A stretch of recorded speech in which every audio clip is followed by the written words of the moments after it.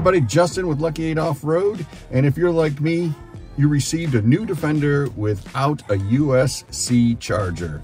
I think they were short in the factories. Instead of holding up the cars, they sent them out. We now have a kit that you can buy to replace 1, 2, 3, as many as you like. So I'm going to show you how to do the one on the dash, and the rest of them are very similar. First thing you need to do is simply pop out the little plastic plug.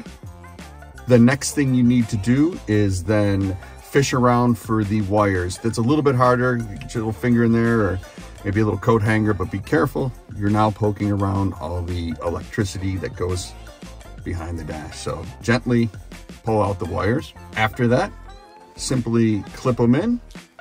Drop the USB-C into place. You'll notice that it is not a complete circle. There's a little flat section. You need to align the flat section, and that's it. That's all you need to do. You can start adding them to the vehicle, and everybody can have charged iPads. See you guys on the next one.